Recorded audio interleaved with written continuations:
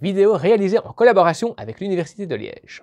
Retrouvez-moi en live chaque samedi de 9 h à 12 h pour apprendre à déchiffrer les hiéroglyphes. Imaginez, vous êtes un jeune chercheur passionné par la culture égyptienne. Vous rêvez d'un jour pouvoir percer les mystères de ces symboles inscrits sur les murs des temples des plus grands pharaons d'Égypte, dont vous ne connaissez pas encore les noms. D'autres historiens avant vous ont émis plusieurs hypothèses sur la manière dont ces symboles pourraient être déchiffrés. Mais soyons honnêtes, ces théories ne permettent pas encore de tout comprendre. Et c'est là que vous entrez en scène.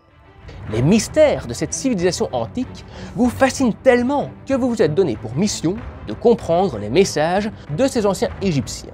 Vous l'avez compris, je vais vous parler du fabuleux destin de Champollion, cet homme qui a permis l'émergence de ce qu'on appelle aujourd'hui l'égyptologie. Nous ne connaissions rien de cette écriture, il l'a rendue accessible. Vous allez apprendre comment il a réussi à créer une grammaire simple et accessible à tous pour permettre à ses étudiants, mais aussi à ses successeurs, de continuer à faire vivre cette écriture que nous pensions indéchiffrable. Mieux encore, vous allez découvrir comment cet homme a révolutionné le domaine de l'égyptologie, comment il est parvenu à saisir les opportunités dans un contexte mondial tendu et à réaliser son rêve, déchiffrer les hiéroglyphes. La passion autour de l'Égypte embrase l'Europe. Jean-Jacques Barthélemy a réussi à identifier et lire les noms de certains rois d'Égypte contenus dans les cartouches. Sa méthode, utiliser la langue copte pour comprendre l'égyptien ancien, basé sur l'écriture hiéroglyphique. Le copte était la langue des pharaons, composée de caractères grecs et de quelques autres symboles ajoutés pour les sons que le grec ne permettait pas de noter. Toutefois, cette méthode a ses limites. À cette époque, les seuls supports permettant d'étudier les hiéroglyphes sont les obélisques ramenés par les empereurs romains pour décorer leur capitale. Les bases d'études sont donc relativement faibles. Pour permettre de comprendre parfaitement la langue des anciens Égyptiens, Jean-Jacques Barthélemy suggère de trouver des textes bilingues dont l'une des deux langues serait déjà connue, comme le grec par exemple. Nous sommes au XVIIIe siècle, en pleine Révolution française. Le général en chef de l'armée d'Italie, un certain Napoléon Bonaparte, suscite la méfiance du directoire en place. Sa témérité ne plaît pas, il faut l'éloigner.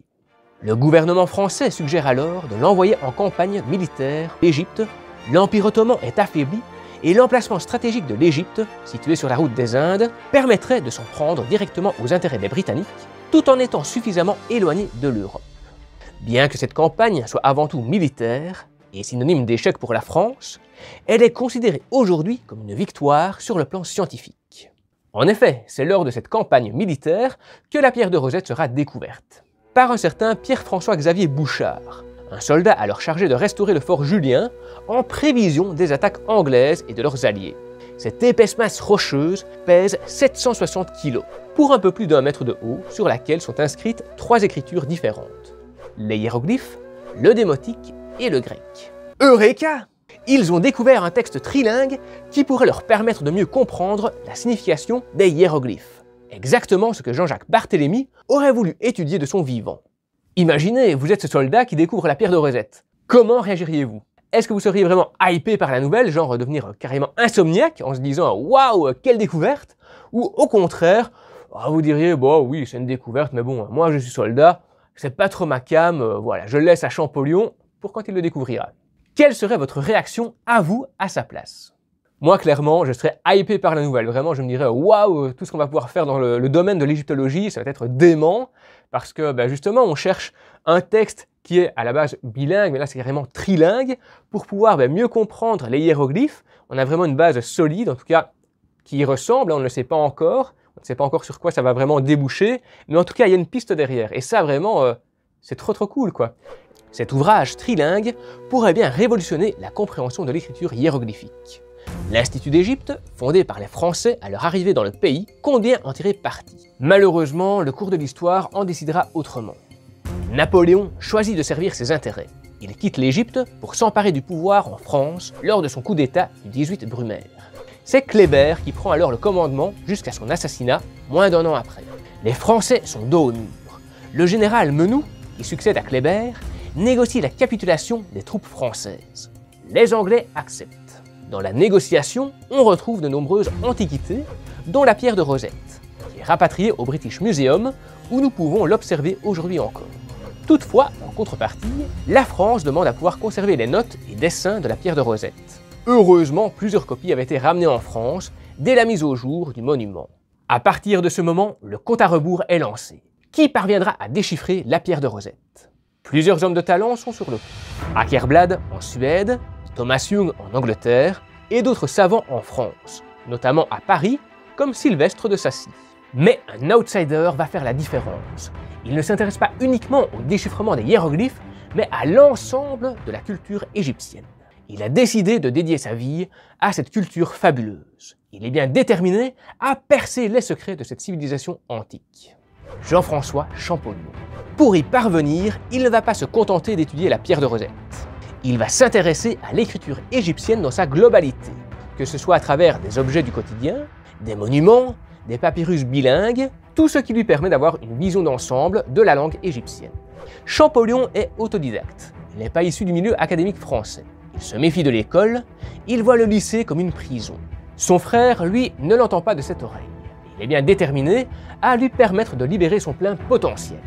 Il l'envoie donc à Paris en 1807 et lui fait rencontrer les grands savants de l'époque spécialisés en orientalisme et en écriture ancienne. Son train de vie reste très modeste, il a peu d'argent. Il suit les cours de l'école de langue orientale, les cours du Collège de France. Le savoir lui ouvre les portes. Collection privée, collection amenée par des voyageurs, collection de la bibliothèque du cabinet des médailles, il peut observer et étudier des papyrus, des manuscrits beaucoup plus longuement, beaucoup plus attentivement que ce qu'il avait pu faire jusqu'à présent. Ces 2 années à Paris lui sont décisives. Champollion va profiter de tous les supports accessibles pour approfondir son étude. La force de Champollion réside également dans sa manière d'aborder des ouvrages. Il est méthodique. Sa connaissance des langues orientales constitue un atout. Il en a une approche systémique. Sa connaissance pointue du copte va faire la différence sur ses adversaires. Je parle d'adversaires, mais ce n'est pas tout à fait juste. En fait, ils communiquaient entre eux, ils s'échangeaient leurs théories, leur avancement dans leurs projets, dans leurs études, et donc ils communiquaient vraiment entre eux, mais voilà, il y avait toujours une petite rivalité, mais ce n'était pas une vraie guéguerre qui était masquée, etc. Non, c'était quand même une partie de collaboration entre chercheurs aussi. D'ailleurs, de ces recherches vont émerger plusieurs travaux publiés de son vivant. La lettre à Monsieur Dacier, publiée en 1822, dans laquelle il démontre que les hiéroglyphes étaient à la fois idéographiques, un symbole représente une idée, et phonétiques, un symbole représente un son. Il arrive alors à lire pour la première fois des noms depuis l'Antiquité, tels que Ptolémée, Cléopâtre, Bérénice, Alexandre, César, Trajan, des noms de souverains étrangers, principalement grecs et romains. Le précis du système hiéroglyphique des anciens Égyptiens, publié en 1824, qui va permettre de prouver que le système est mixte. Car la lettre à Monsieur Dacier permet de déchiffrer les noms des souverains grecs et romains, mais pas encore de lire l'égyptien. Ce deuxième ouvrage est vraiment une percée dans la compréhension de l'écriture égyptienne elle-même. Elle vient vraiment compléter la lettre à Monsieur Dacier. Il prouve que les hiéroglyphes peuvent représenter des idées et des noms à eux seuls et pas uniquement des sons. Plus aucun obstacle ne se dresse sur son chemin. À peine 2 à 3 ans après cette seconde publication, il est capable de lire des papyrus entiers. Posons-nous 2 secondes. Il a réussi une percée dans la compréhension des hiéroglyphes, c'est vrai. Mais est-on bien certain que sa méthode est infaillible? Pour en avoir le cœur net, il va aller en Italie pour découvrir de nouvelles œuvres fournies à la collection du consul Drovetti, qui est bien plus diversifiée que les pièces qu'il a eu l'occasion d'étudier jusqu'à présent en France.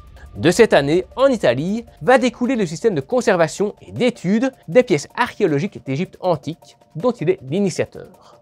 Champollion va s'émerveiller devant la richesse culturelle dont regorge cette collection. Le savoir présent en ses murs est inestimable. C'est notamment dans cette collection qu'il va découvrir le canon royal de Turin.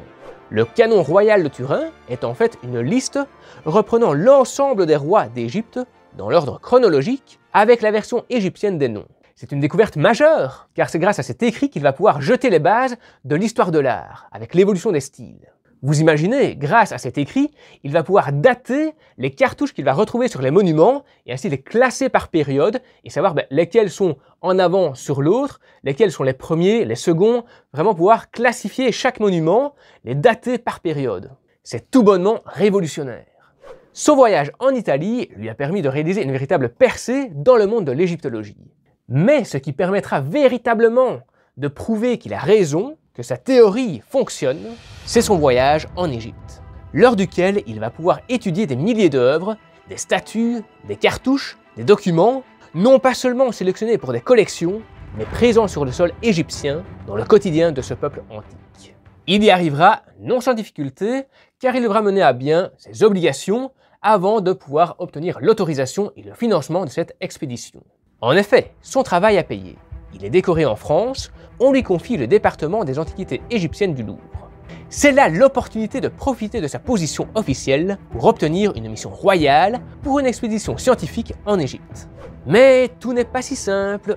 On lui demande de d'abord mettre sur pied la section des antiquités égyptiennes avant éventuellement d'imaginer pouvoir mener une telle expédition. Il lui faudra attendre 1 an avant de pouvoir réaliser ce rêve. Aujourd'hui, c'est plutôt simple de voyager. On réserve son billet, on va voir sur 2-3 sites où manger, où boire, quoi dormir.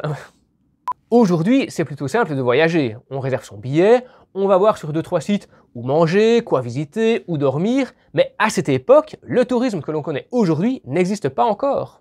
Il va donc devoir préparer son voyage en conséquence. D'ailleurs, vous, comment est-ce que vous auriez fait à sa place, à cette époque, pour vous préparer? Sachant que Thomas Cook et compagnie, ça n'existe pas encore. Comme vous l'imaginez, il va prendre soin de s'informer sur le matériel dont il aurait besoin sur place. D'où s'approvisionner, se reposer, comment se déplacer, etc. Cette expédition sera l'une des plus belles de sa vie, même si les personnes qui l'accompagnent ne seront pas toujours du même avis. Il fait chaud, marcher dans le sable n'est pas toujours simple, et l'équipage tombe souvent malade du fait qu'ils boivent l'eau du Nil. Quoi qu'il en soit, il aura l'occasion de copier des milliers de parois hiéroglyphiques. C'est lors de ce voyage qu'il va rédiger la seconde lettre à M. Dacier en 1828, dans laquelle il peut affirmer fièrement que sa théorie fonctionne. L'Égypte lui livre ses secrets vieux de plusieurs millénaires, et bien vite il nourrit l'ambition de transmettre ses savoirs. La pédagogie est au cœur des préoccupations de Champollion. Il accorde une grande importance à la compréhension de ses élèves, ils sont au centre de son enseignement. Il les fait participer activement aux cours, de sorte que ceux-ci soient capables de transmettre à leurs condisciples la matière qui leur a été enseignée. Il apporte un véritable sens à ce qu'il enseigne. Il ne s'agit pas pour lui de se contenter de réciter un cours de manière magistrale.